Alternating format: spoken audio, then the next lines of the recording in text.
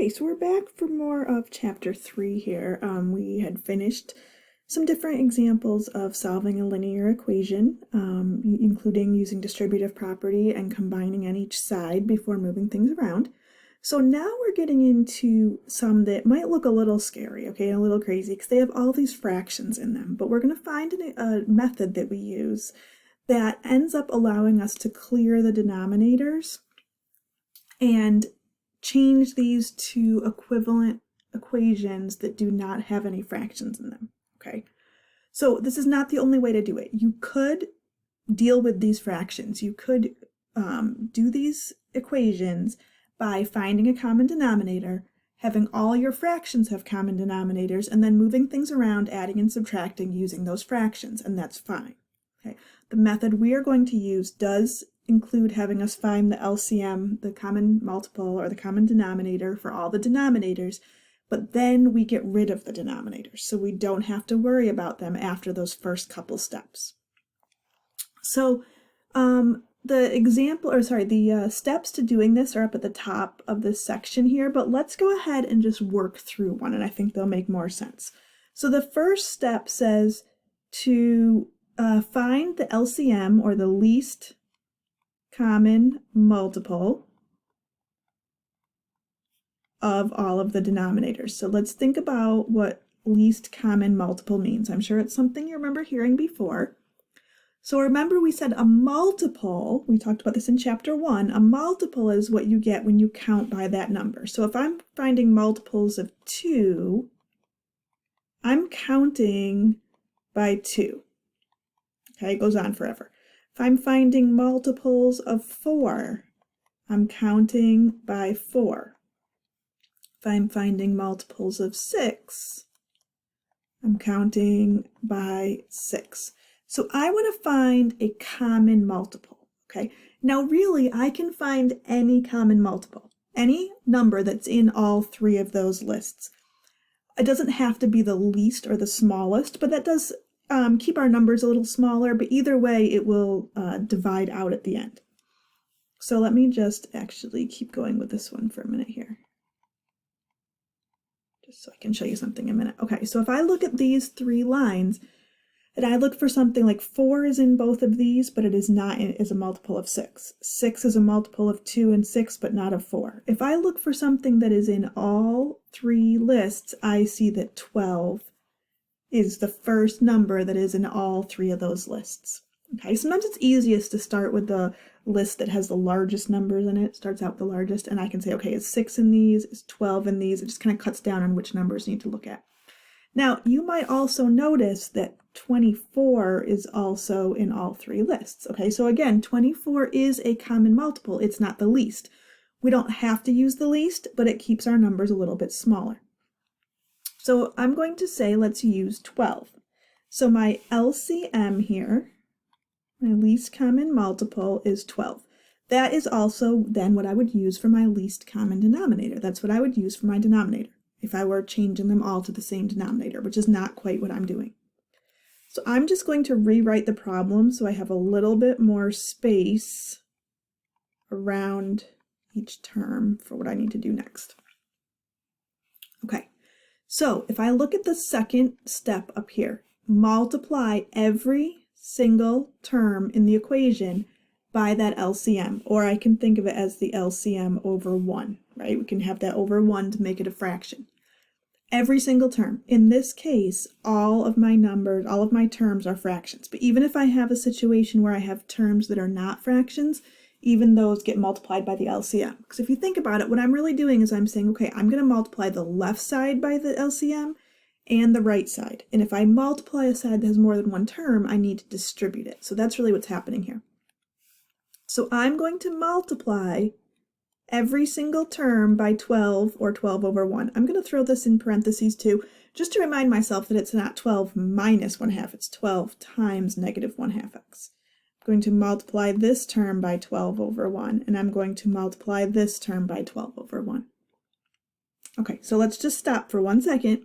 Think about what we did. We found an LCM, a least common multiple, for all 3 of those denominators. It was 12. So now I'm multiplying every single term by 12. And I wrote it as 12 over 1 because we know that it's easier to multiply a fraction by something else that looks like a fraction. Okay, so now what I'm going to do is I'm going to use my cross-canceling idea, right, my canceling out, to cancel these out and see what happens next. So 2 goes into 2 once, 2 goes into 12 6 times. Then 4 goes into 4 once, 4 goes into 4 3 times. And 6 goes into 6 once, 6 goes into 12 2 times. Now, if you notice what's happened here, the bottom is all ones. 1 times 1 is going to be 1, 1 times 1 will be 1, 1 times 1 will be 1. So I'm going to have all ones as denominators. That means I really am going to have all whole numbers, or integers, I should say. Okay, all integers as my answers. So if I'm looking at what I'm still multiplying here, I'm multiplying 6 times negative 1 times x. So that gives me negative 6x. Then I'm multiplying 3 times 3, and I'm getting 9. And then I am multiplying 5 times 2, and I'm getting 10. And now you notice, again, all of these numbers would have been just over 1, which I don't need to write. But in that step, from multiplying by the LCM, what I did now was I ended up with an equation that is just made up of integers, no more fractions. Okay, now a couple things I want to point out. If you don't like this canceling, if that's very uncomfortable to you, let's see what we would have had instead. We would have had 12 over 1 times negative 1/2 x plus 3/4 times 12 over 1 equals 5/6 over 12, times 12 over 1. If I had not canceled out and I had just multiplied straight across the top and straight across the bottom, I would have had negative 12 over 2x plus 3 times 12 is 36, 36 over 4x, not x, just 36 over 4 equals 60 over 6, right? I would have gotten these by just multiplying across the top and the bottom. Well, if you notice, all of these reduce. Negative 12 divided by 2 is negative 6, 36 divided by 4 is 9, 60 divided by 6 is 10. So either way, you'll get to the same point, okay? If you are doing this, and at this point you do not have all ones in these denominators, it means that you either canceled wrong or that you chose the wrong number for your LCM, right? The reason we chose 12 is because 2 goes into it, 4 goes into it, and 6 goes into it. So if I had chosen the wrong number, let's say I chose 6 by mistake, the 2 and the 6 would cancel out, but the 4 would not. So if you don't have all these canceled out, you can check your canceling, but also check your LCM. So now I want to get x by itself. I'm going to just use negative 9 here to move this over and to cancel out. Negative 6x equals 1. I divide by negative 6. X equals negative 1/6. And again, it's fine if your answer comes out to a fraction. You can check that. Just put negative 1/2 from here times negative 1/6 plus 3/4, get an answer. It'll probably give it to you in a decimal. You can either change it to a fraction or you can keep that decimal and then change 5/6 to a decimal and make sure it's the same decimal. Okay, let's do another one. Let me see. Okay, so I only have 2 examples. So let's go ahead. I'm going to ask you to pause your video several times throughout this one so you can kind of do a step on your own and then you can check it before you go on to the next step. So the first thing we have to do is find our LCM, okay, of 5, 10, and 15. Now here's a term that's just a whole number, it's just an integer actually if we're thinking about our sets. So it's really over 1. So any number is a multiple of 1, so I don't really need to worry about thinking about that when I'm finding the LCM. So one way you can do it is you can count by 5s, count by 10s, count by 15s. Think about what number will be in all 3 rows first. Again, if you want a kind of a shortcut, if you think about multiples of 15, there are going to be, in essence, fewer of them, although they're all infinite, but you get to bigger numbers faster. You can take a number that's a multiple of 15 in order and then see if 5 and 10 both go into that. Okay, so go ahead and pause the video for a second and figure out what the LCM is.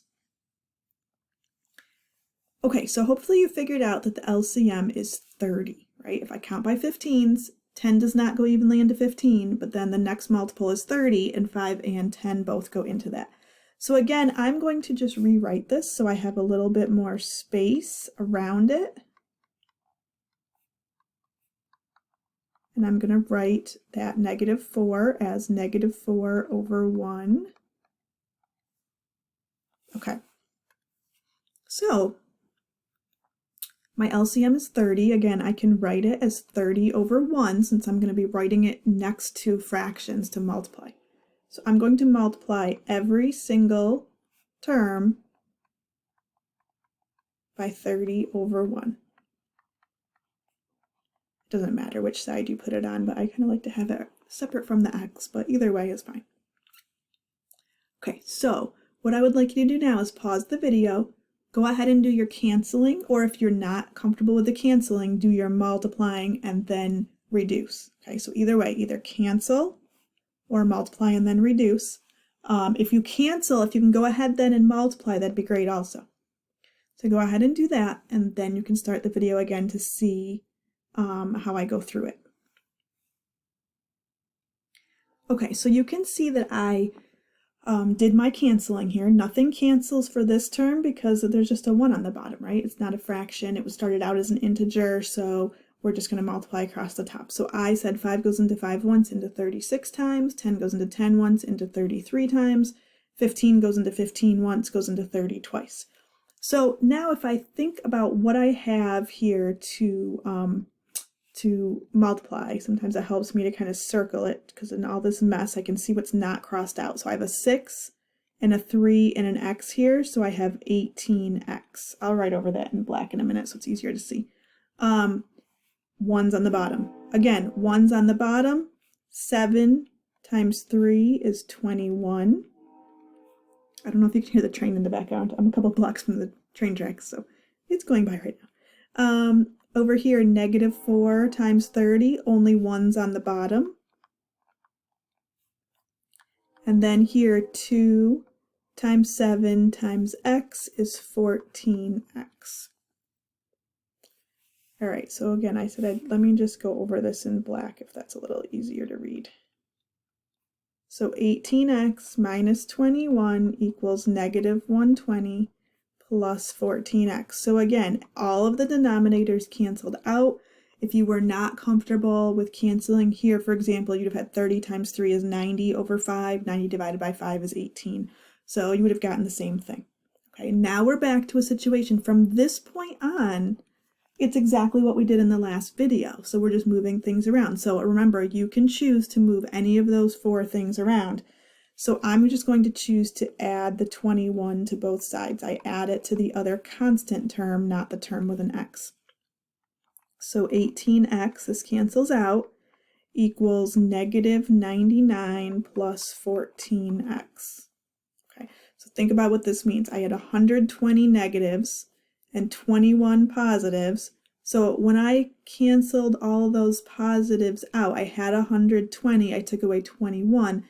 That means I had 99 negatives next to it. Okay, now I'm going to subtract 14x from both parts. 4x equals -99. Again, I'm giving you some good practice and not, what's the word I want? Panicking when your answer doesn't always look nice. You can just leave it like this. How did I get from this step to this step? Well, I took both sides and divided by 4. I was a little lazy and didn't write that out. Okay, so again, with any of these, especially these LCM ones, write them over on another page, try them, see if you can go through and understand how we did them. Okay, moving on then to solving for a variable. So usually if we're in class, what I do is on this notes part right here, I ask the students to first with me go over this left-hand side, and we're going to think about it in kind of excruciating detail. And then we're going to look at the right-hand side, which is very similar. So 3x plus 4 equals 10. I'm going to subtract 4 from both sides, right? Well, I want to move away the term that's not part of the x term. So I do the opposite, and that cancels out, and then I do the same thing on the right side. So 10 minus 4 is 6. And then I'm going to divide both sides by 3, because I know whatever's in front of the x, that's what I divide by to cancel out. And I get x equals 2. Okay, now when I was doing this, I knew that I wanted to get the x by itself because that's the only variable, but also it says solve for x. And if you solve for something, it means that your answer is going to be that thing equals whatever's on the other side. You get it by itself. So if I look at this one now, this equation looks very similar. It's set up similarly. However, this one has 3 variables. So I really could be asked to get any one of those by itself. So I want to solve, in this case, I'm being asked to solve for a. So this right here is the variable that I want to get by itself. Now, the difference is, if you think about this, when I move things around, I'm still going to have b's and c's in my answer. So I'm not going to have a equals this number, but I will have what a equals in terms of b and c. So let's think about how I move things around. Well, I want to get this plus b over to the other side.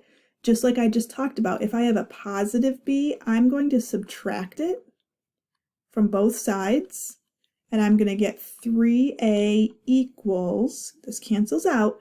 Here, b and c are not like terms, so I can't combine them the way I combine the 10 minus 4, but I can just do exactly what it says, c minus b. So it's almost like I always say, if you kind of take this part and you read it out loud, that's what you're going to have here.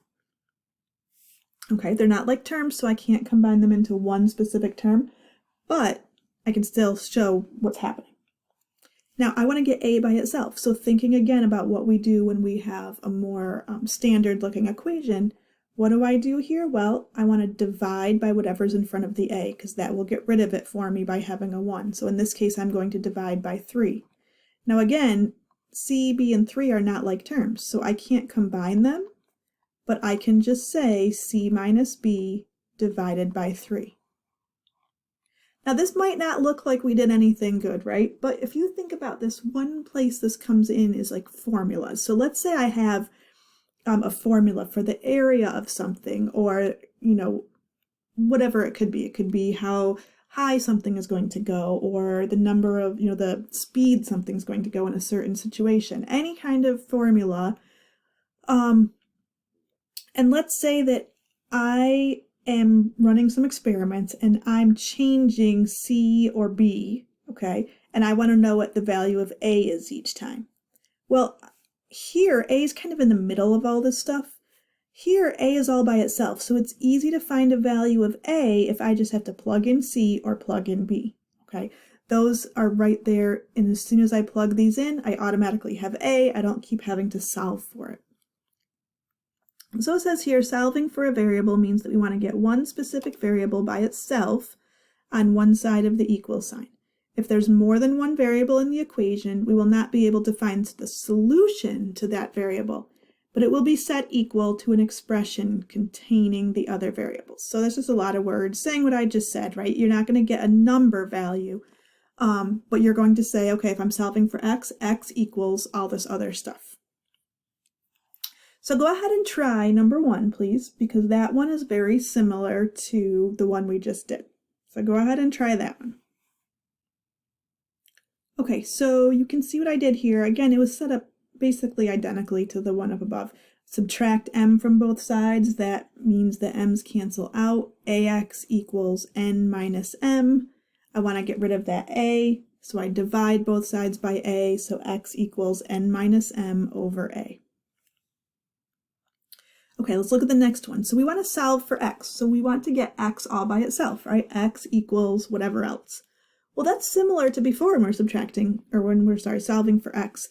The only difference is here we have y's in some of these other terms. So I'm going to move this 3x over here. How do I move it? Well, I subtract it. Again, this cancels out.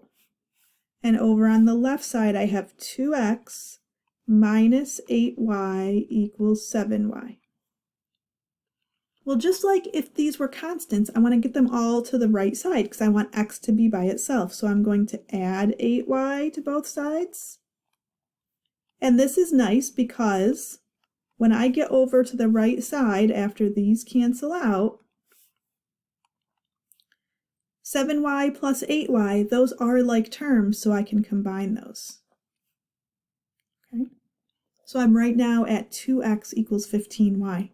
I want to get x by itself. I'm going to divide by whatever's in front of that x. Again, this cancels out to be 1. And I get x equals 15y over 2. There are a couple ways you can write this. You can write a fraction like that. You can write the fraction out in front of the variable. Okay, but remember the variable is really like a y over 1, so it kind of does, being next to it there is the same as having it on top. You could also write, since this becomes a nice decimal and it ends without repeating, then you can write it like that, 7.5x or y. Okay, let's go on to the next couple. And what I would like you to do is I would like you to pause the video, go ahead and try 3 and 4 on your own, and then start it again when you've had a chance to try them. Okay, so if you didn't actually pause the video, go ahead and do it now. Go try them, please, on your own so you get that practice. Okay, so notice right now that in this case, we're solving for y. So I want y by itself, not x. So we have to be careful about what we're being asked to solve for. So now I want to leave the 3y term here. I want to move the 4x. So I'm going to subtract 4x and I'm going to subtract it over here. Now on the right-hand side, notice that 4x, negative 4x is not a like term with what's there already. So that's why I kind of wrote it off to the side a little bit, not right under the 9, just to remind myself that I cannot combine those. So these cancel out to be 0. I end up with 3y equals 9 minus 4x. And hopefully by now you're seeing the pattern. We're going to divide by 3 and divide everything here by 3. We end up with y equals 9 minus 4x over 3. Now you might be looking at this and say, well, okay, 9 and 3 can reduce. That is true. What you cannot do is just cross this off and make this a 3 and have that 3 on the bottom go away. If you want to reduce something in this type of situation, you have to write them as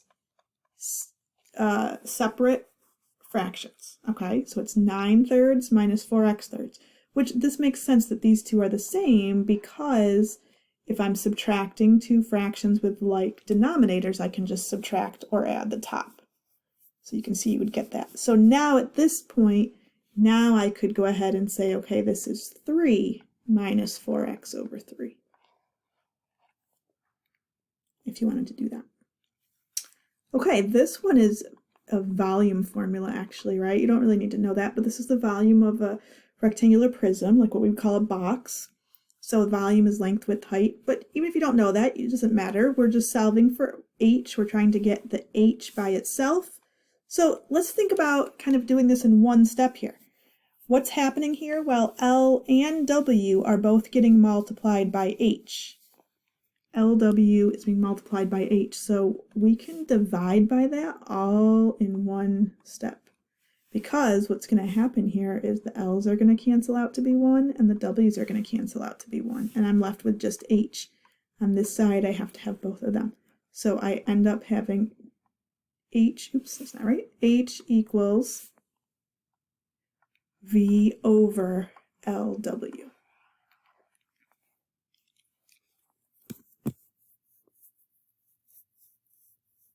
Okay, let's move on. There's a couple more here. Let's see, how many do we have? We have a whole bunch. Okay, we have 4 left. So I'm again going to ask you to pause the video, try these next 4, see what you can do. If you get stuck, that's okay. But then, just try and see if you can work through it, and then you can come back and check your answers. Okay, so for this one, you might be tempted to first distribute, which is okay. That's perfectly fine. Normally, we always distribute first. So you can distribute this a, and you would get b equals ax plus 5a over 3. Now we want to deal with this 3 here. So because this whole thing is being divided by 3, we want to multiply by 3. So we're going to multiply by 3, or I can write it as 3 over 1.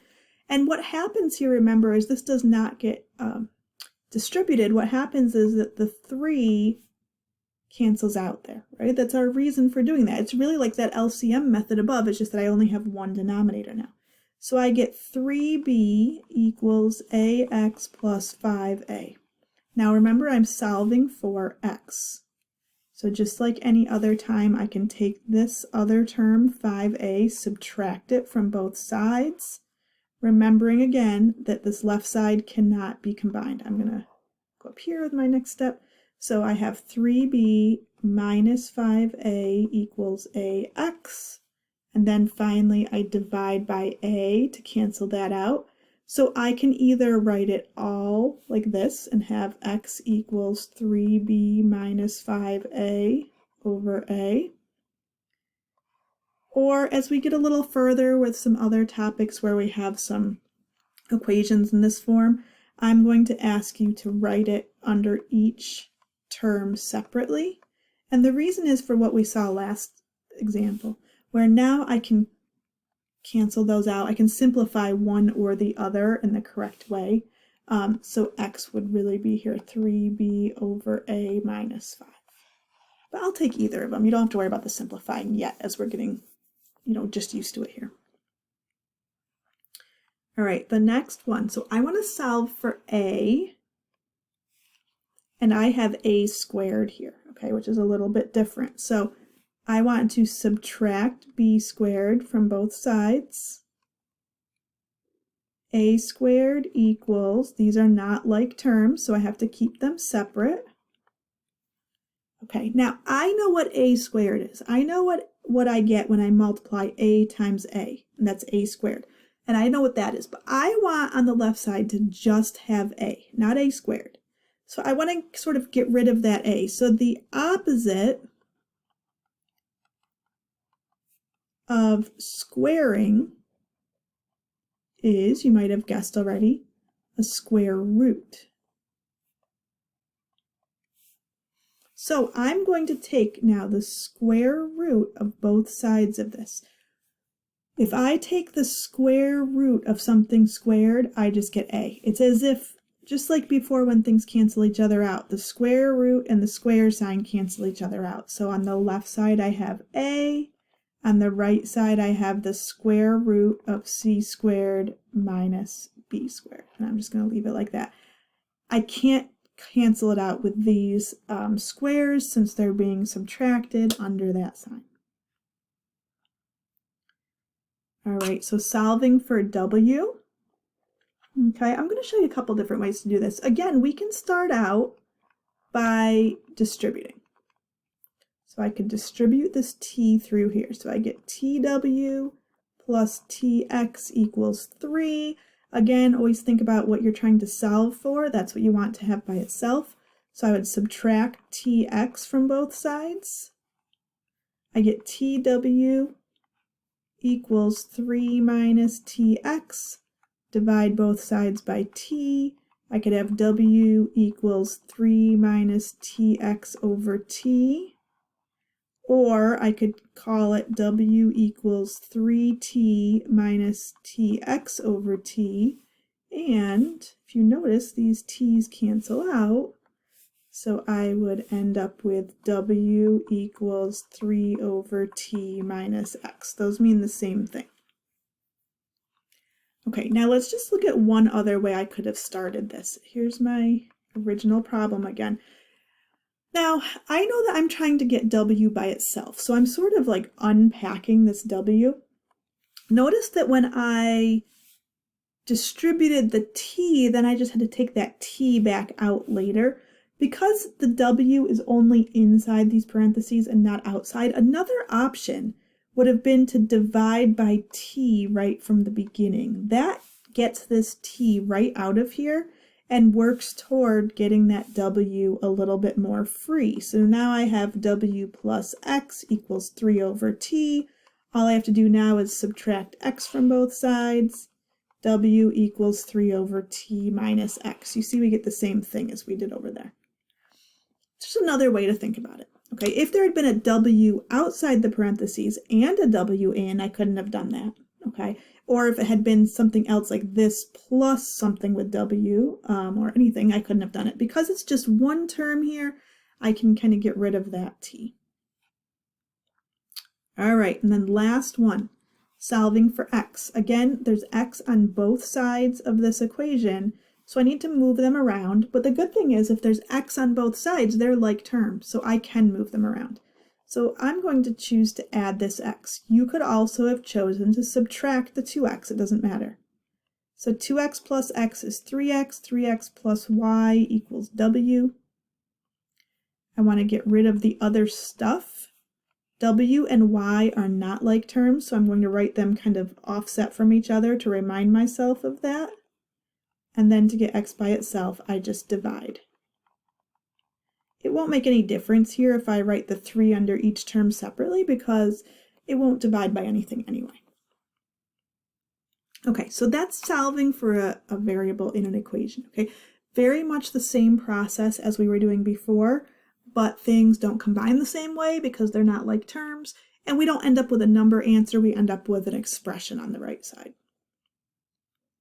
All right, so our last topic here is dealing with inequalities. So equality, or an equation, I should say, means the two sides are equal. We were dealing with equations before. Now we're dealing with inequalities. An inequality means the two sides are unequal,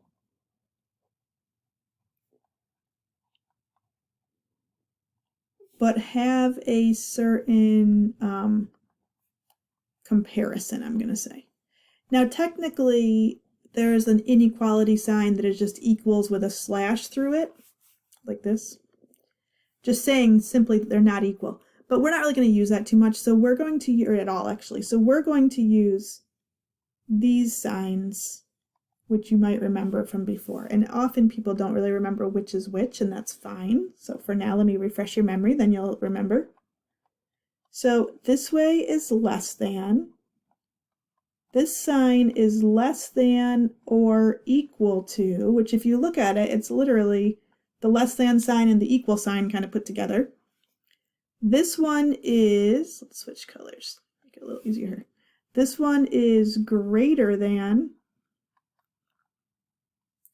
and this one is greater than or equal to.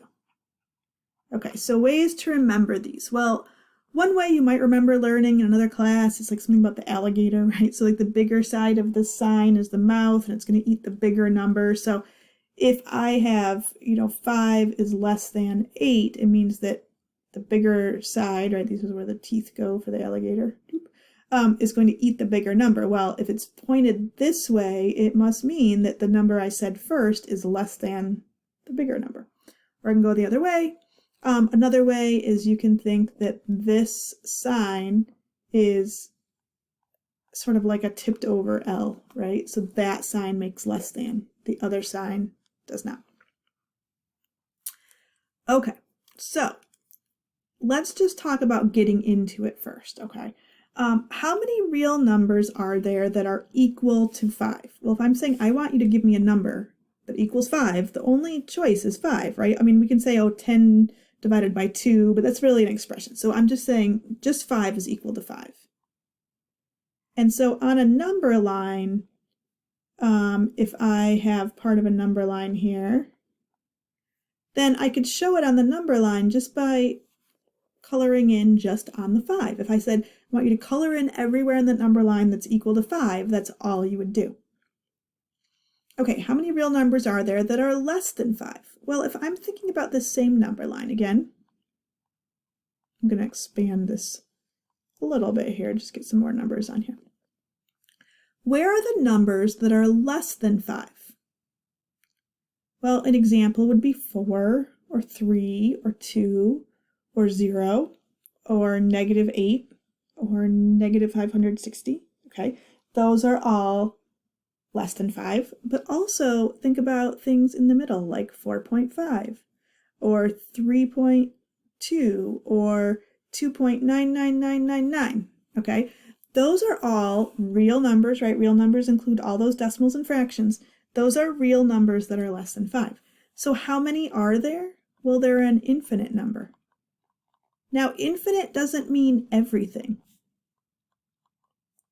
Okay, here we had just one number that was equal to 5.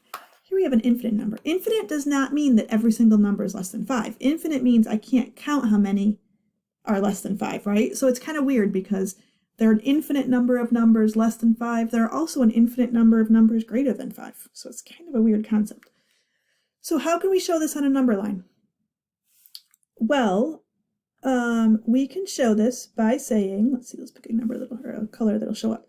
I'm going to say I want to shade in on this number line everything that is a number less than 5. Well, all of these numbers down here are, right? 3, 4, 4.2, 4.8, and going on forever down to -47 million, that's less than 5.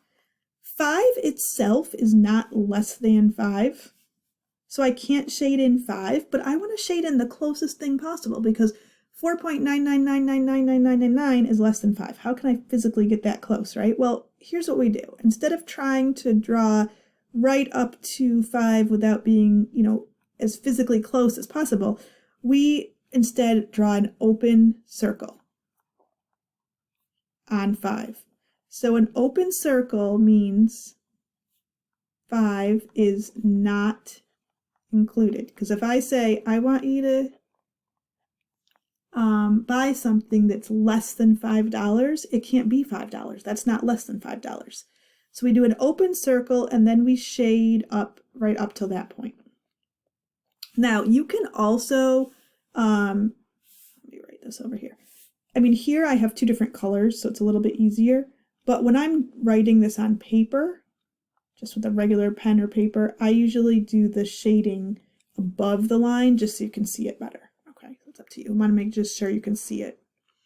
All right, how many real numbers are less than or equal to 8? So think about numbers that are less than 8. Well, 7 and 6 and 5 and 1 and -23 and -47,000. But also, 7.8 and 6.257 and all of those. But this time I say, okay, I want you to give me a number that is less than 8 or equal to 8. Well, that means that 8 is included. So now, when I have this on the number line,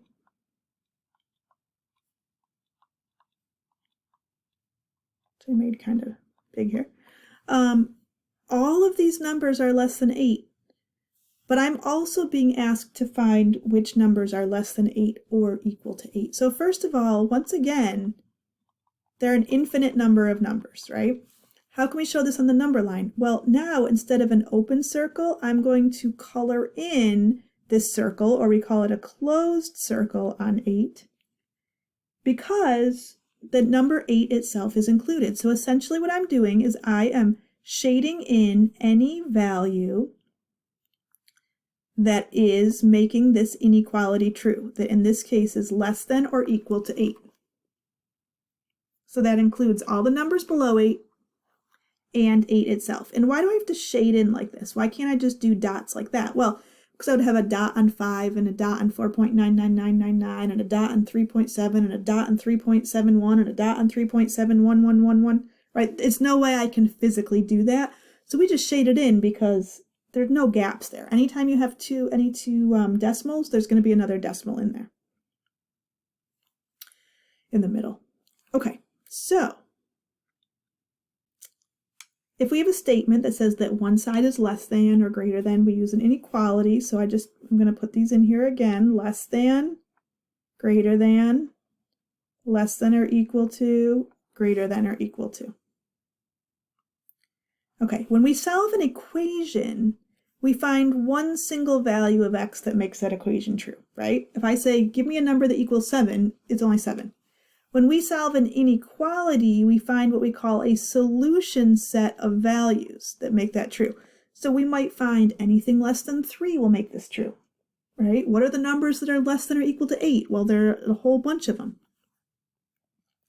So let's think about inequalities for just a minute. And we're going to fill in each of these comparisons with a less than, this is less than, or greater than sign. So we always read them from left to right. So we want to say 5 is blank 12. Is 5 less than 12 or is 5 greater than 12? Well, 5 is less than 12, so I'm going to fill this in with that sign. So I want you to go through and do the same thing with these 6 different comparisons. Okay, now what I want you to think about is the thing that sometimes is tricky on a number line. So here I have 0, 1, 2, 3, and then -1, -2, -3, we'll go one more, -4. So think about how the negative numbers go. Okay, on a number line, to the left is always smaller, and then to the right is always bigger. Okay, so think about where some of these would be located on the number line and how they compare. So go ahead and try filling those in yourself, then I'll be back in just a second with the answers. Okay, so if we look at these, 5 is less than 12, right? 4 is greater than -8. A positive number is always greater than a negative number. If we look at C, here's one of the trickier ones where they're both negative. So if I think about where this is, -12, if I'm on a number line, here's 0 down here. So as I go up to the left, or down I should say, to the left, I have -1, -2, right? 3, 4, I'm just going to put some of them in here. -5, here's -7, 8, 9, 10, 11, -12. So anything to the left is smaller than anything to the right. So that means -7 over here is greater than -12. Same idea for D, -5 is greater than -12. For E, -4 is less than 8. Again, any negative number is always greater than any negative number is always smaller than a positive number. And then 7 is less than 12. So now if we look at them in columns, however, so we look up and down a certain column here. Let's look at this column. Okay, what happened here? Well, I had 5 is less than 12. When I made them both negative, so I had -5 and -12, they have the opposite relationship. How about here? I had +4 and -8, and then both of these were switched to be -4 and +8, and the relationship switched. And the same thing here. They start out both negative, they become both positive, the relationship switches. Okay. So this is what happens on a small scale. This is what happens when we multiply or divide by a negative number. Because if you think about what happens with multiplying and dividing, if I start out with a positive number and I multiply it or divide, let's say divide because that's what's going to happen most of the time, by a negative number, I'm going to end up with a negative. If I start out with a negative and divide by a negative, I'm going to end up with a positive. So if you think about what's happening here, if I start out with +5 and I divide it by a negative, I end up with a negative. If I start out with a negative number like -7 and I divide it by a negative, I end up with a positive. So whenever you divide or multiply by a negative, your sign changes, okay? When the signs on both sides change, the relationship changes.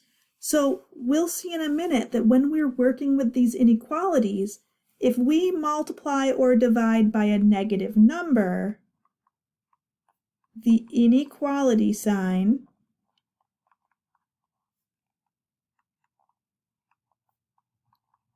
flips direction. because when I multiply or divide by a negative, the positive or negative signs are going to switch, which is going to change that relationship. So this is a big difference between solving inequalities and solving equations. You know, that last type of equations where we have like 3x equals 12, we divide both sides by 3. It doesn't matter whether it's positive or negative there, we just have to watch the sign of the answer. Well, now we're going to have to be careful with that. Okay, so let's try solving some inequalities, and we're going to graph our solution sets on the number line. Sorry, I'm just going to scroll down and remind myself what's down here. That hasn't, oh, there we go. Okay, just lots of examples. All right, so back up here, we're going to solve this inequality. So it's very similar to what we did with an equation. Okay, I'm just going to rewrite it so I have some more space, just because that's kind of small type there. I have x's and numbers on one side, x's and numbers on the other side. I'm going to move things around. I want to get x by itself. So for most of the solving process, it's exactly like what we did with an equation. So I'm going to start by subtracting 3x. Again, in this situation, remember, you can start by moving any of those 4 terms. I like to move all the x's to the left, so that's generally where I start. So I have 2x plus 6 is less than 10. Well, I want to move this 6 over, so I'm going to subtract it. And I get 2x is less than 4. And then I want to get the x by itself, so I'm going to divide by 2. And x is less than 2. That is my answer. Now, in this case, I divided by a positive number, so I do not have to worry about any of what we just talked about with that negative. Okay, that'll come up in a minute. I'll show you that. Okay, so x is less than 2. This is my answer, and I want to graph the solution set on a number line. So I start by number line. Now, there's a number line on Lumen where you can graph, but if you are drawing it for a test or when you're doing your homework, you do not have to have 0 in the middle of your number line. Okay, a lot of times we kind of start out with that, but now we're talking about all different numbers. So you really can just put whatever number you're dealing with can go in the middle of your number line. Okay, it really can actually, from our purposes, kind of be the only number on there, but it's better to put a couple more. We want to know where x is less than 2. So first of all, I want to think about which direction that is. So one thing to do is just think about an example, like is 3 less than 2? No. Is 1 less than 2? Yes. So that means that everything on this side down here is all going to be less than 2, which makes sense because we said to the left is smaller. Is 2 less than 2? No, and this does not include or equals. So we're not going to include 2, so we're going to put an open circle and then to the left. Now again, if you have, 2 colors or something and you want to do it right on the line, that's fine. I just generally do it above the line if I have just one color.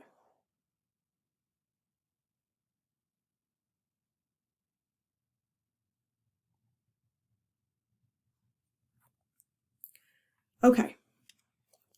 How about number 2?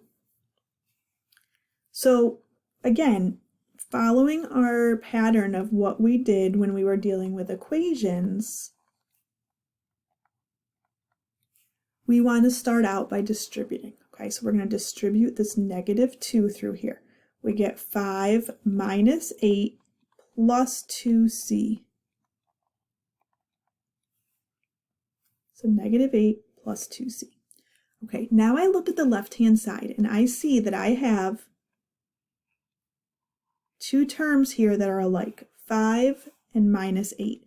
They're on the same side, they're both integers. I can just go ahead and combine those as it's written. So 5 minus 8 is -3.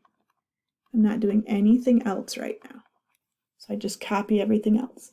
Okay, now I have nothing I can combine on the left side. I have a number and a variable, same on the right side. So I'm going to move things around, okay? So just for this example, well, actually, no, I'm not going to do that. I'm going to move things around, and I'm going to move my c over to the left-hand side. And I am going to have -3 plus 3c, and then 9 over here. And then we would add 3 to both sides. And I'm going to write this up here. I'm going to get 3c is less than or equal to 12. And then I'm going to divide both sides by 3.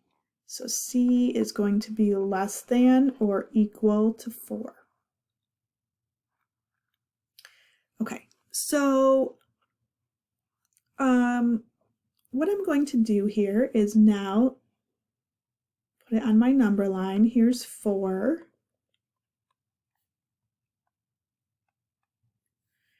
I want c to not only be less than 4, but also equal to it. Well, where are the numbers less than 4?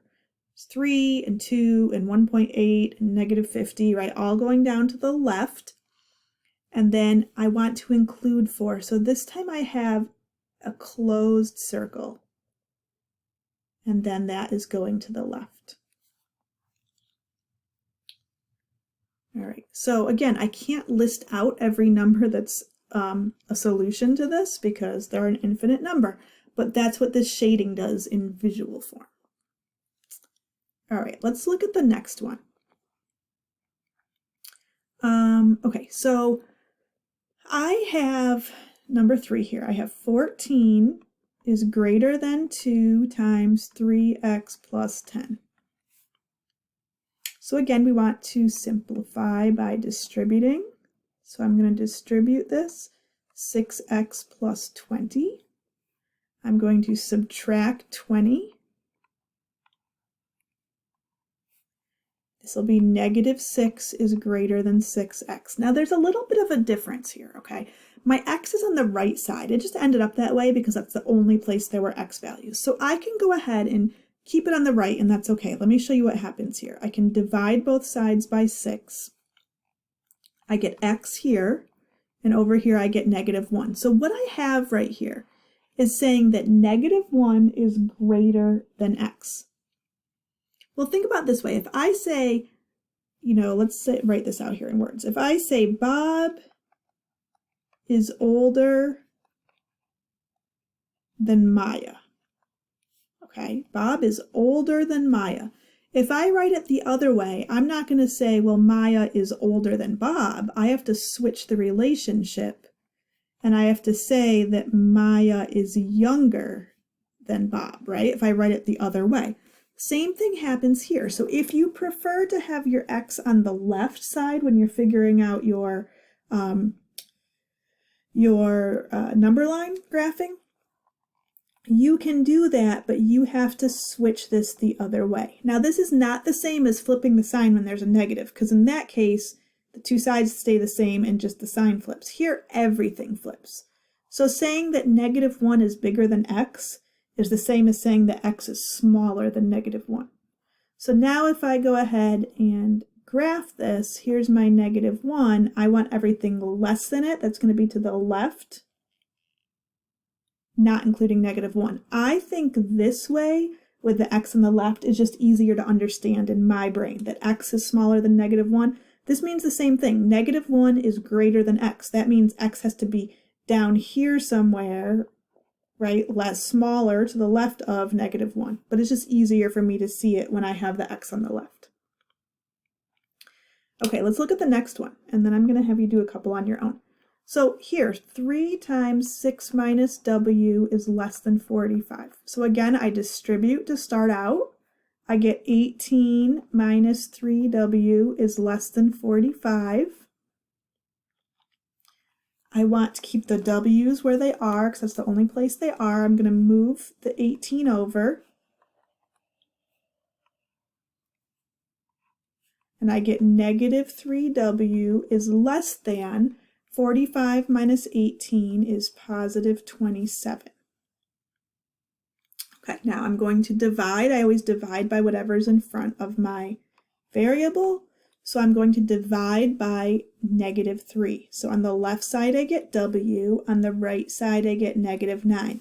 Now hopefully when you heard me say that I was dividing by -3, hopefully that reminded you of what happens here. When we divide by a negative,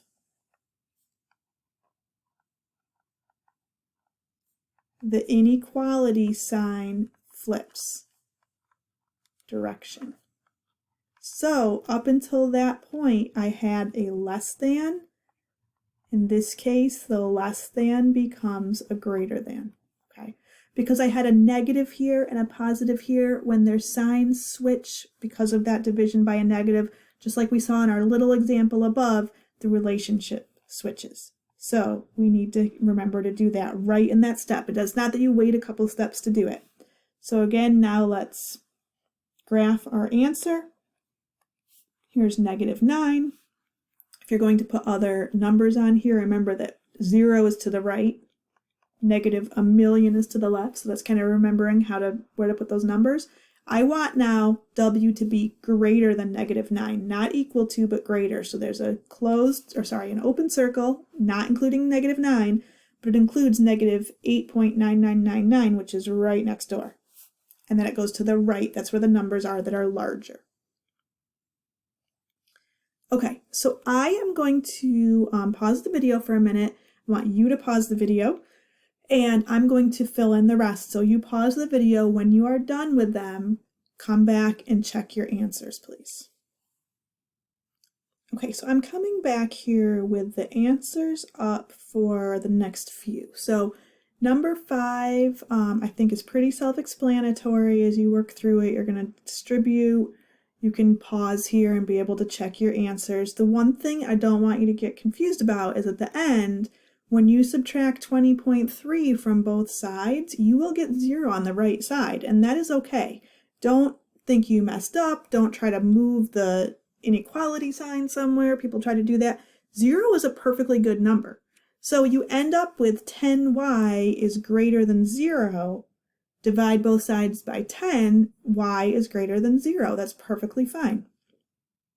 0 is a number, you just put that on the number line. You want to be greater, so you're going to have an open circle going to the right. Number 6. So you distribute, you combine like terms on the left side, you move things around. Now the one thing I want to be sure you're aware of is when I have, let me get something to write on here. Okay, so in this point right here, I am dividing by 2, okay? Even though there's a negative involved, there's a -6, and even though the answer on the right side becomes negative, I am dividing by a positive number. So in this case, I do not flip the sign. Okay, I'm dividing, let me make this more clear here. I'm dividing by +2.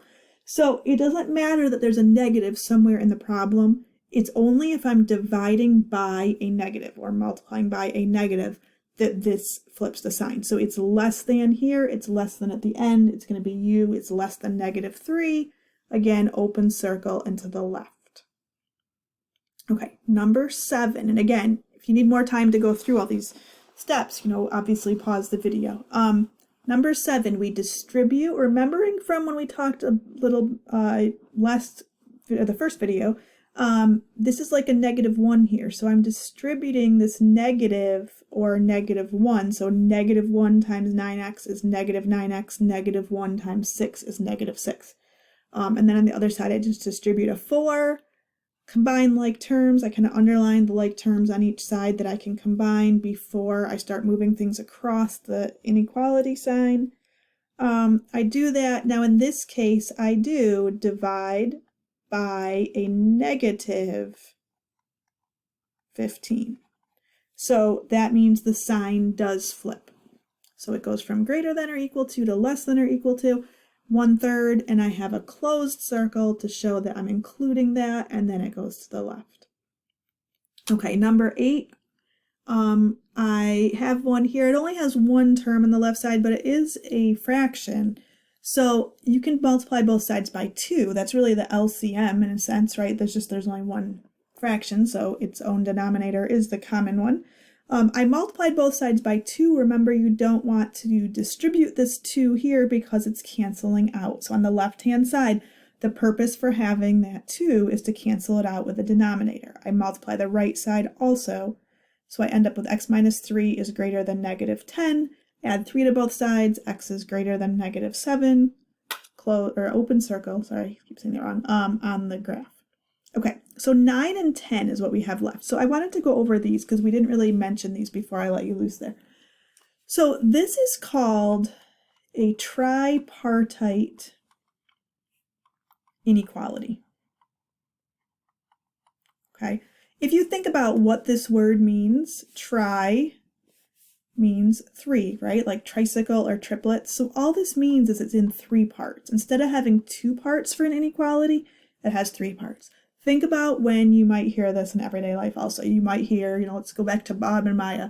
Bob is younger than Maya. I think I switched that, but that's okay. Bob is younger than Maya, and Maya is younger than Steve, right? So Bob is younger than Maya, Maya is younger than Steve. It's kind of this 3-part relationship there.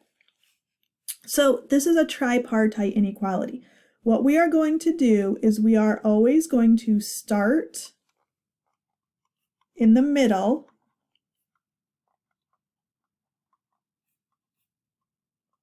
that is where the variable is.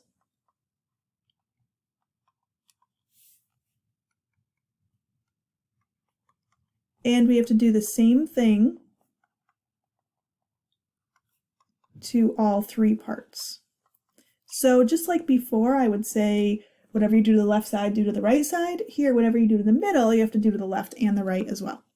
So if I look at this, and I look at just this middle part to start out with, I have 3x plus 5. So in any situation, whether it's an inequality or an equation, if I have 3x plus 5 on somewhere and I'm trying to get the x by itself, we know already that what we do is we subtract 5 from that. Well, I'm going to subtract 5 from the right side and the left side as well. So negative 16 minus 5 is negative 21. My 5's canceled out, so I have 3x, and here I have less than or equal 15. Okay, so now I have my x in the middle still. I want to get the x by itself. I'm going to divide by 3. This is a positive number, so it's not going to affect my inequality signs. I'm going to divide the left and the right side by 3 also. I get negative 7 is less than x is less than or equal to 5. This is my solution. Now, this solution, before we would have a solution like x is greater than 2. It just went on forever in that direction. This solution is a little bit different because it has 2 endpoints. So if I'm looking at my number line, here's 0, here's 5, here's negative 7. So my x can only be between negative 7 and 5. Okay, it can't go beyond 5, it can't go beyond negative 7 to the left. Here, this means it's not included, this means it is included, right? This is really saying negative 7 is less than x, so x is bigger, but also x is less than or equal to negative 7 is less than x, so x is up here, and x is less than or equal to positive 5, so x has to be in this area. So, sorry, I forget you can't see my cursor. So x has to be in this area right here, right? So we're going to have an open circle on negative 7 and a closed circle on 5 to show that we're not including negative 7, but we are including 5, and then we connect them. And again, you can do this if you have a highlighter or another color. You can do it right on the number line if you want. Okay, now with these, the signs will always go in the same direction. They could be both less than, they could be both right. Both going to the right is greater than, but they have to go in the same direction. All right, so last one, and this again kind of combines a few things. So again, I want to get the x by itself. Let me just rewrite this so it's a little bit bigger if it's hard to see. I'm going to start in the middle. Well, we know now this little trick of multiplying every single term or every single part by this denominator. So I'm going to multiply the middle by 3 over 1, and I'm going to multiply the right and the left also by 3, or 3 over 1. So these cancel out. Okay. So what I have left is over here I have negative 6. In the middle I have 6 minus 2x. On the right I have 12. Now I'm going to subtract 6 from all 3 parts. Never just 2 of them, always 3. So I get negative 12 less than negative 2x less than 6. And now finally, for the last step to get x by itself, I'm going to divide by negative 2. And hopefully as soon as you hear me say that in your head, that I'm going to divide by negative 2, that sets off some alarm bells in your head and tells you that what that means is in the next step, my signs are going to be flipped. So I get 6 here, positive 6. I flip this sign. I get x here. I flip this sign. I get negative 3. If I didn't flip them in this case, it wouldn't make any sense anyway, because I would have that 6 is less than negative 3. If I want to leave it like this, I can, or I can choose to rewrite the whole thing backwards. So x is between negative 3 and 6. It does not include either one of them in this case.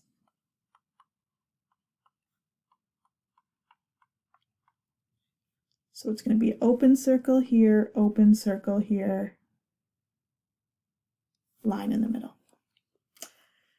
Okay, so hopefully you took the time as you were doing the video to do these on your own. If not, that's a really good idea to do that. And, please bring any questions to me in class, and go ahead and start your homework also so you have questions to bring from there also. And thank you for making it through these videos. I'll see you in class.